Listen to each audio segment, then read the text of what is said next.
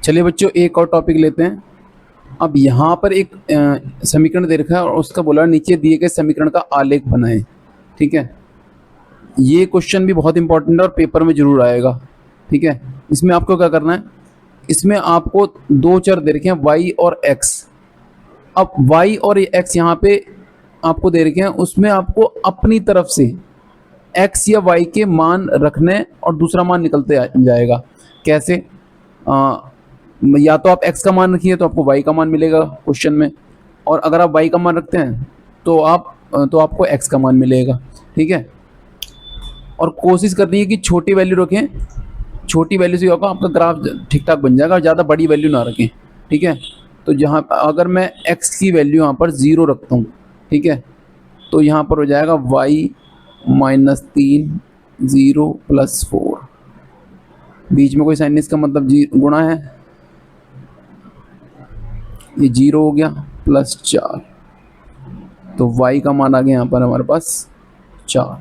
ठीक है, इसका मतलब अगर मैं x की वैल्यू 0 रख रहा हूँ तो मुझे y का मान 4 मिल रहा है। ठीक है, अगर इसी तरह से मैं अगर x की वैल्यू रखता हूँ यहाँ पर 1, ठीक है, तो y बराबर -3 1 + 4, y बराबर -3 × 1 = 4, y की वैल्यू हो गई -3 + 4, y की वैल्यू आ गई 1।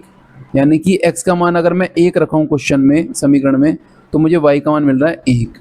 ठीक है, इसी तरह से अगर मैं x का मान रखता हूँ,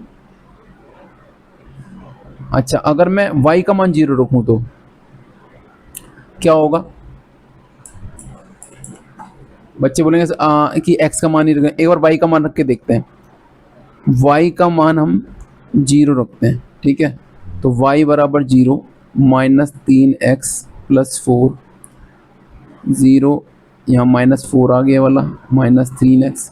4 को जब मैं बराबर के दूसरी तरफ ले आ रहा हूँ तो प्लस माइनस की जब संख्या दूसरी तरफ जाती है बराबर के तो अपना चिन्ह बदलती है, तो जाएगा -4 -3x -4/-3, माइनस से माइनस कट गया, 4/3 हमारे पास आंसर आ गया।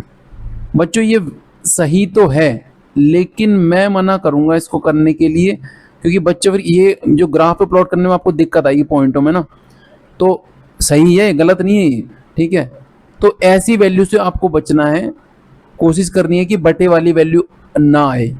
ठीक है, ताकि फिर उसको हम ग्राफ पे प्लॉट करेंगे तो दिक्कत होगी। ठीक है, लेकिन अगर आपको पेपर में सॉल्व करने में दिक्कत आ रही है तो फिर लेना ही पड़ेगा जब मिल नहीं रही तो। ठीक है, लेकिन आप ऐसी वैल्यू से बचना, तो इसको मैं मिटा रहा हूँ।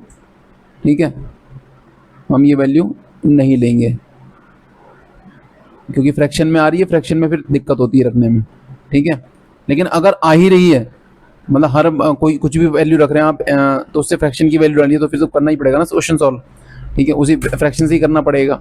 ठीक है, यहाँ पे अगर मैं x की वैल्यू x रख दिया हमने, अगर मैं y की वैल्यू -2 रख दूं तो देखते हैं क्या आता है। ठीक है, y की वैल्यू -2 रखी, -3x + 4, -2 4 इधर आएगा तो -4 हो जाएगा, ये जाएगा -6 -3x, -6 में -3 नीचे आ जाएगा, माइनस से माइनस कट गया, ये 3 से 3 कट जाएगा, 3 एकम 3 तो नीचे आंसर आ गया x की वैल्यू 2। अब हमारे पास हमने एक बॉक्स बनाया, हालांकि ये बॉक्स पहले ही बनाना था हमने, कोई नहीं, चलो x और y। पहली बार जब हमने x की वैल्यू 0 ली तो मेरे पास y की वैल्यू आई 4। दूसरी बार जब मैंने x की वैल्यू 1 ली तो मेरे पास y की वैल्यू आई 1। तीसरी बार जब मैंने y की वैल्यू ली थी, अगर मैंने y की वैल्यू -2 ली थी तो मेरे पास x की वैल्यू आई थी 2। ठीक है, आपको ग्राफ बनाने के लिए, यानी कि आलेख बनाने के लिए, इसका ग्राफ बनाने के लिए कम से कम 3 वैल्यू लेनी है, मतलब 3 पॉइंट्स लेना है। ठीक है ना, तो इसके बाद हम आते हैं ग्राफ कैसे बनेगा इसका। ठीक है, चलिए बच्चों अब हम इसका ग्राफ देखते हैं, ग्राफ कैसे बनेगा। उसके लिए हम एक ग्राफ ले लेते हैं और ग्राफ फिर हम बताएंगे ग्राफ पर कैसे प्लॉट करते हैं ये देखेंगे। ठीक है, एक हमने ग्राफ ले लिया है,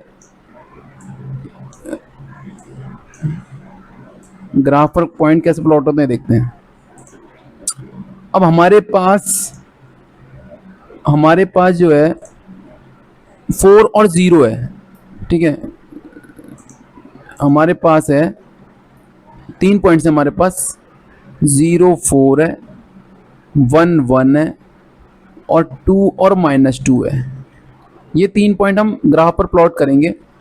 सबसे पहले वाला जो पॉइंट होता है वो हमेशा x की लाइन पे ढूंढना है आपने, और जो दूसरा वाला पॉइंट है हमेशा y की लाइन पे ढूंढना है, चाहे वो माइनस में चाहे वो प्लस में। तो x का 0 और y का 4। ठीक है, पहले हम ये वाला पॉइंट देते हैं 1 1, x का 1 और y का 1, x का 1 और y का 1, ये रहा x की, ये x की लाइन होती है x एक्सिस और ये y एक्सिस होता है।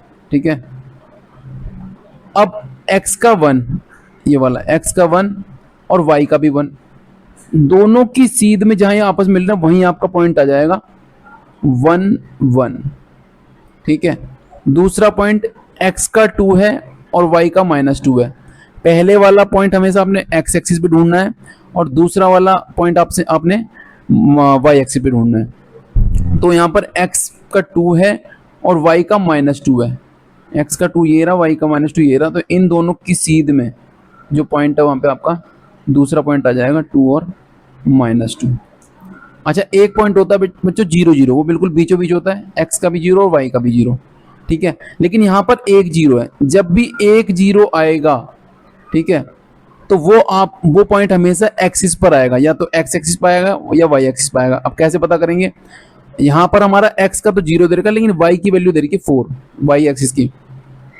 तो इसका मतलब जहां पे नंबर दे रखा उसी एक्सिस पे आएगा। अगर x पे नंबर दे रखा y का 0 है तो इसका मतलब x एक्सिस पे आएगा, और अगर x का 0 दे रखा y का 0 दे रखा है, x पे नंबर दे रखा तो वो x एक्सिस पे आएगा।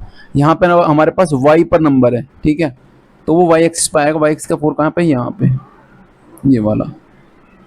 ध्यान रखना बच्चों, जब एक 0 होगा, एक पॉइंट कोऑर्डिनेट्स में जब एक 0 होगा तो वो पॉइंट हमेशा एक्सिस पर आएगा, x एक्सिस या y एक्सिस, ये आपने देखना है। ठीक है, अब इसमें क्या होगा, एक लाइन खींचेंगे हम, बिल्कुल सीधी लाइन आनी चाहिए। ठीक है, अगर ये लाइन आपकी सीधी नहीं आ रही, अगर ये लाइन आपकी सीधी नहीं आ रही है तो इसका मतलब कहीं आपने गड़बड़ करी है वो बनाने में, इसका मतलब कहीं आपने गड़बड़ करी। अब देखिए मेरी लाइन एकदम सीधी आ रही है, ठीक है, और क्योंकि ये लीनियर इक्वेशन है, लीनियर इक्वेशन मतलब जब x और y की पावर 1 होगी, जिस इक्वेशन में x और y की पावर 1 होगी तो उसमें ग्राफ पर आपकी एक सीधी लाइन ही आएगी। अगर आपकी सीधी लाइन नहीं आ रही है तो इसका मतलब कहीं आपने सॉल्व करने में गड़बड़ करी है। ठीक है, अब आपको ये 3 ग्राफ पर ऐसे ही करना है, ये जो पॉइंट्स है वो लिख देना है, और यहाँ पर आपको लाइन की इक्वेशन लिख देनी है, y बराबर -3x + 4, ये माइनस है यहाँ पर। ठीक है बच्चों, ऐसे क्वेश्चन करने हैं। और एक क्वेश्चन इसका पेपर में जरूर आएगा मिड टर्म का, वो ऐसे भी कर सकता है एग्जामिनर कि एक ही क्वेश्चन में आपको 2 इक्वेशन दे दे कि दोनों इक्वेशन बना, मतलब दोनों इक्वेशन का ग्राफ एक ही ग्राफ पेपर पर बनाऊं, ऐसा भी कर सकता है। ठीक है ना, चलिए ठीक है, आशा करता हूँ आपको समझ में आया होगा। Thank you.